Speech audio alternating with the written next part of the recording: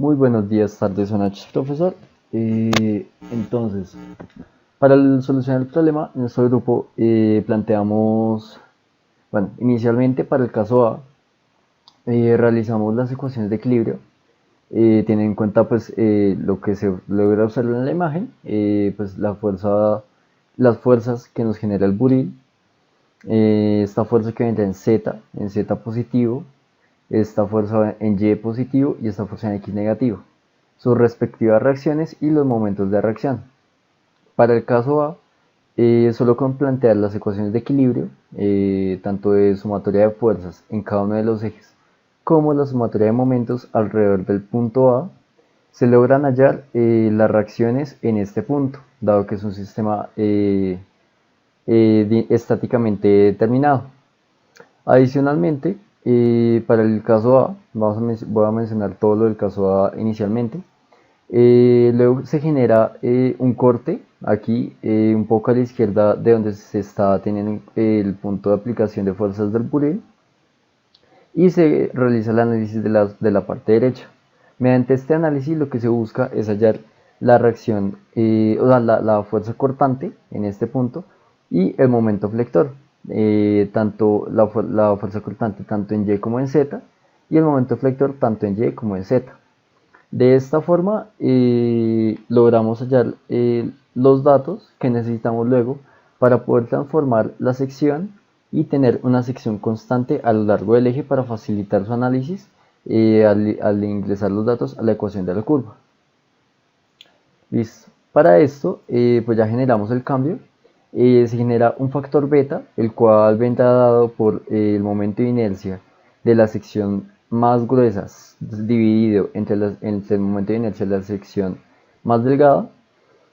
Aquí se toman los valores y los sentidos de tanto de las fuerzas cortantes como de los momentos flectores que se tenían al realizar el análisis al costado donde se encontraba la sección más delgada, y estos valores se multiplican por un factor de beta 2 menos 1. Esto nos da aproximadamente 0.14.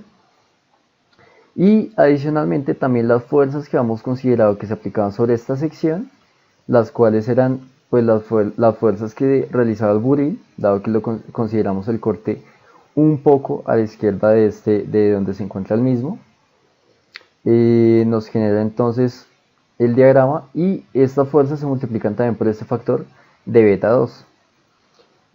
Ya mediante esto se pueden ingresar estos datos a la ecuación de la curva para obtener los datos correspondientes a deflexión y a inclinación. Por la otra parte, en el caso B, o pues de donde teníamos el montaje de copa y punto, pues ya tenemos un sistema indeterminado en el cual tenemos al costado izquierdo que se tiene, bueno, las reacciones otra vez en cada uno de los ejes de las fuerzas, y también de los momentos en cada uno de los ejes.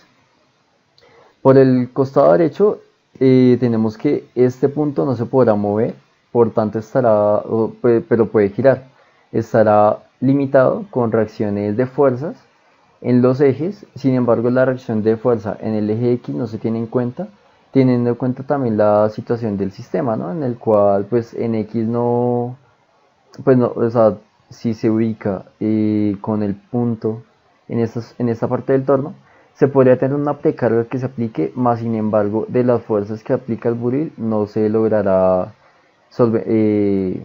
tener ninguna reacción. Entonces no se tiene en cuenta esta fuerza sobre el eje X. Listo. Entonces, para este caso realizamos el análisis de fuerzas. Las ecuaciones que vamos obteniendo serían por el análisis de fuerzas en el eje Y, el análisis de fuerzas en el eje Z, el análisis de momentos alrededor del punto A en el eje Y y en el eje Z. En el eje X está determinado. Aquí hallamos el valor de AX o del torque que nos genera el torno. Entonces allí haríamos 4 ecuaciones. Adicionalmente a esto se vuelve a realizar un corte como en el ejemplo anterior. Este corte también un poco a la izquierda de donde se está aplicando las fuerzas del buril, y se realiza igualmente el análisis de momentos alrededor, pues aquí se puede analizar tanto el punto del costado derecho como el punto del costado izquierdo. Si se analiza al punto del costado izquierdo, resulta un poco más sencillo el análisis, teniendo en cuenta pues de que aquí nada más tendríamos el análisis de momentos se realiza alrededor del eje Y, considerando pues aquí en nuestro momento flector y el momento que uno realiza la fuerza en el eje, la fuerza en Z. Entonces este vendría siendo uno de ellos. Aquí se me fueron estos betas, sin embargo estos estarían ubicados en esta zona. También se realiza aquí la sumatoria de momentos teniendo en cuenta sobre el eje Z. Entonces ahí tenemos dos ecuaciones más, tendríamos ya 6 ecuaciones. Y finalmente ya se analiza mediante las ecuaciones de la curva, eh, realizando entonces ya, o sea, ya teniendo la sección modificada, se analizan las ecuaciones de la curva teniendo en cuenta las condiciones de frontera. Entonces se analiza como teniendo como punto inicial el punto A, donde se tiene todo empotrado, no se tendrán ningún tipo de flexión, ni en Y o en Z, y tampoco se tendrá ningún tipo de inclinación en ninguno de los ejes, ni en Y ni en Z. Entonces tendrá las condiciones de frontera y adicionalmente al costado derecho se tiene que no se tendrá ningún tipo de flexión. Inclinación sí se tendrá, pero pues no es necesario ese dato. Lo ingresamos en las ecuaciones de flexión, una por cada uno de los ejes, y ahí se obtienen las últimas dos ecuaciones para completar 8 ecuaciones con las cuales se tendrá el sistema de ecuaciones.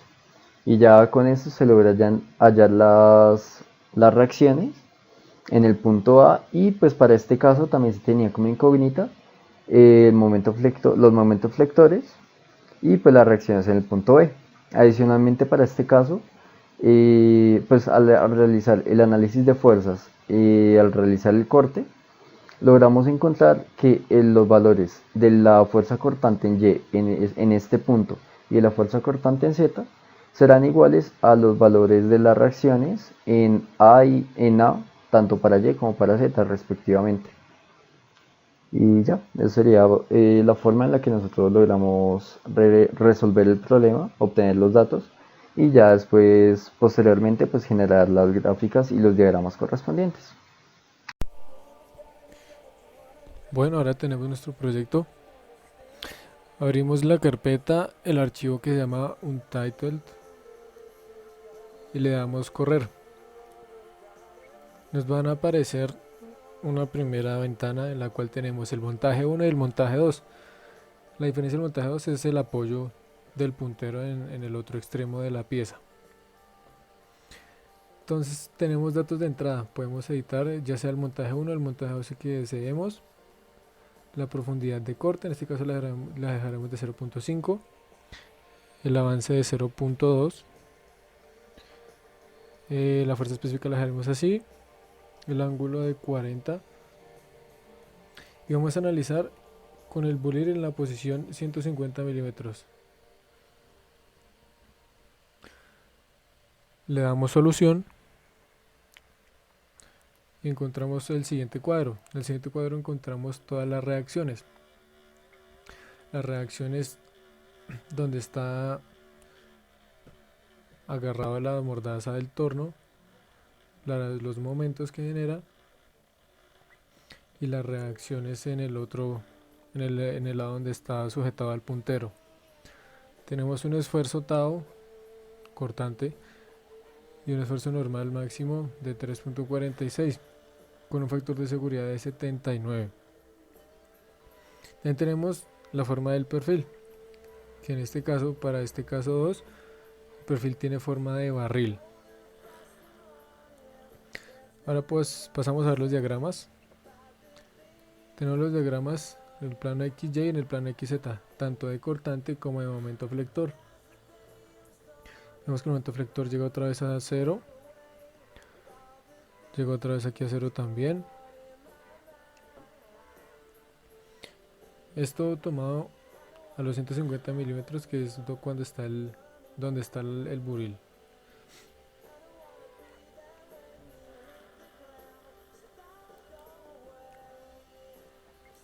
La deflexión tenemos una deflexión máxima en el plano XZ de 0.05 milímetros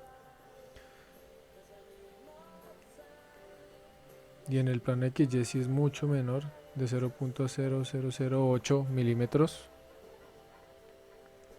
Regresamos.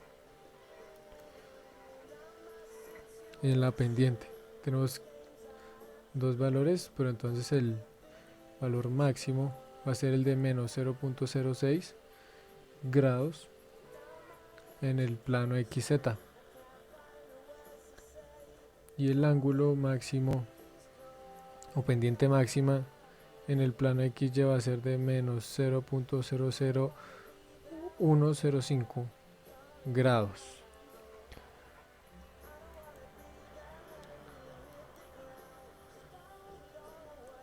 También podemos ver el otro caso. Cambiemos este ahora a 0.1. Dejémoslo así, solución. Como podemos ver, las reacciones en B ahora van a ser en 0. Y el perfil tiene forma de cono. Se ve más o menos así. Tenemos factores de seguridad otra vez muy altos. Un cortante muy bajo. Y nuevamente tenemos los diagramas de cortante y momento flector. La deflexión máxima, en este caso pues en el plano XY es de menos 0.02, en el plano XZ es de 0.038, casi 0.04 milímetros. Y de la pendiente, ¿no? Como podemos ver, en un punto se normaliza, se estabiliza, perdón, y nos da una pendiente máxima de 0.13 grados, 0.013 grados en el plano XZ, y en el plano XY una pendiente máxima de menos 0.017.